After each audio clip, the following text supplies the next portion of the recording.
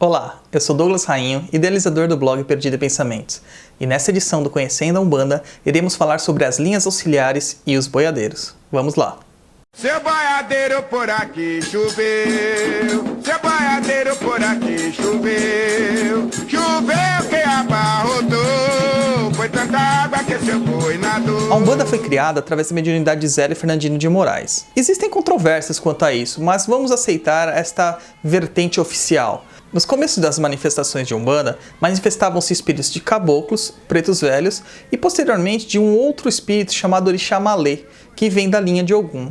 Aí depois acabaram sendo introduzidos dentro dessas práticas de Umbanda a linha das crianças, a linha dos baianos, a linha dos boiadeiros, linha do Oriente, linha dos ciganos e muitas outras. Estas linhas, que parecem não ter um local específico dentro das 7 linhas de Umbanda, são o que chamamos de linhas auxiliares, e nós vamos falar um pouquinho sobre elas.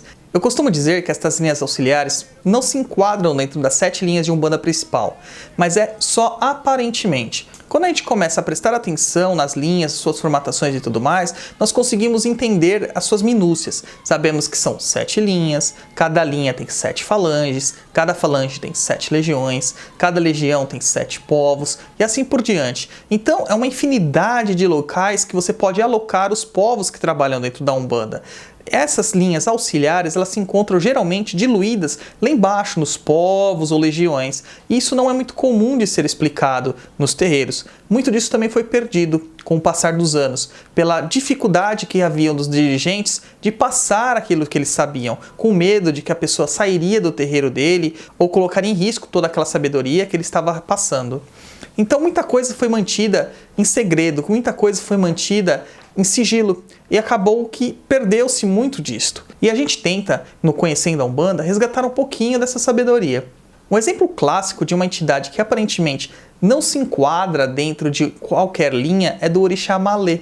Não existe qualquer indício no seu nome de que ele se enquadre numa linha de caboclos, numa linha de preto velho, numa linha de baiano ou qualquer coisa do tipo. Mas o próprio Orixá Malê dizia que vinha do povo de Ogum. Então nós podemos considerá-lo como um representante de Ogum, um falangeiro de Ogum. A Umbanda também teve uma influência muito forte do candomblé de caboclo. Dentro do candomblé de caboclo, nós tínhamos manifestações de 2 tipos de caboclo. O caboclo de pena, que é praticamente o caboclo que nós conhecemos do terreiro, o caboclo índio, que se fala muito. E também tínhamos a manifestação do caboclo de couro, ou caboclo boiadeiro. Este caboclo boiadeiro, na verdade, é um caboclo boiadeiro, é uma entidade chamada caboclo boiadeiro. Esta entidade foi a criadora da linha de todos os boiadeiros, que acaba sendo alocada dentro das falanges de caboclos, dos caboclos de Oxóssi, podem ser dos caboclos de Ogum, podem ser dos caboclos de Xangô, mas nós temos boiadeiros lá dentro dessas legiões, desses povos. Uma diferença muito clara entre o caboclo índio e o caboclo de couro é a sua origem, ou suposta origem, né? As histórias que eles contam. Enquanto o caboclo índio, o caboclo de pena, ele tem uma origem realmente indígena ou miscigenada indígena, vivendo dentre o povo indígena, o caboclo de couro seria realmente a pessoa que trabalhava no campo ou que seria os tocadores de boiada. Muitos deles também eram mestiços entre europeus e índios, e então acabavam tomando esse nome de caboclos, eles eram conhecidos mesmo como caboclos. A palavra caboclo, ela não quer designar exatamente índio. Nós a usamos na Umbanda praticamente como um sinônimo, mas na origem ela não queria dizer isso, ela queria dizer uma pessoa da terra. Os boiadeiros são entidades de pouca fala e muita ação.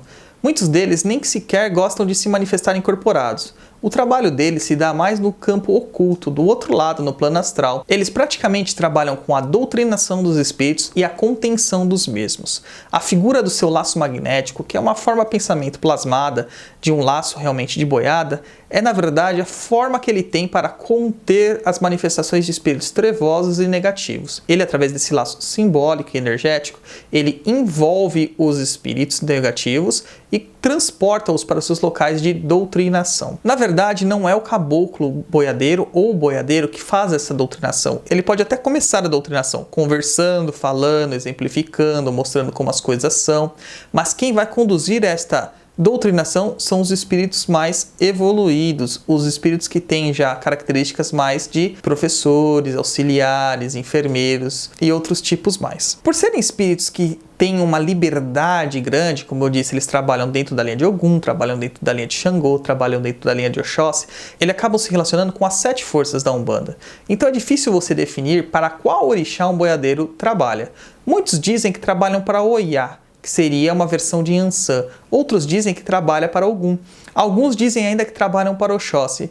E muitos ainda dizem que não trabalham para ninguém. O boiadeiro ele é uma representação tanto do povo do Nordeste, do Centro-Oeste, do Sudeste e do Sul, que tinha como trabalho a lida com o boi, a lida com o gado, a lida no campo. Então eles tinham essa acepção de ter uma vida mais livre, atravessando os campos, fazendo grandes viagens, grandes jornadas e tudo mais. É difícil você conseguir prender um espírito desse, delimitá-lo a um só lugar. Isso também explica muito porque poucos boiadeiros se manifestam incorporados para dar as consultas, talvez por um pouco de falta de paciência de ficar ali preso. Eu particularmente vejo os boiadeiros trabalhando muito mais entre a força de Iansã e a força de Ogum. Vejo a firmeza que eles têm da força de Ogum, mas também vejo a condução que eles têm das forças de Iansã. Lembrando que Iansã também é chamada de Senhora dos Eguns, é ela que encaminha os espíritos para o plano astral, para o local onde devem estar. Também encaminha os espíritos que já estão desencarnados há algum tempo para seus locais de necessidade e merecimento. Trabalha muito próximo com a linha de santos e de almas. A gente tem que compreender bastante isso para não cair em questões perniciosas. Uma das histórias que mais se conta é de que boiadeiro seria o grau mais próximo de Exu, ou que o boiadeiro um dia foi Exu. Realmente, alguns podem até ter sido Exu, mas isso não é uma regra. Boiadeiro é tido como uma linha neutra, uma linha que está mais próxima do ser humano, mas assim também são os baianos. Então eu geralmente digo o seguinte: os boiadeiros estão para os caboclos, assim como os baianos estão para os pretos velhos. E aqui fica a deixa para o nosso próximo vídeo. Então é isso aí, vamos ficando por aqui. Se você gostou desse vídeo, curta, comente, compartilhe com aquelas pessoas que você acha que vão se interessar. E também dá uma passadinha lá no blog, www.perdidaempensamentos.com. É isso aí, pessoal. Muito obrigado e até a próxima.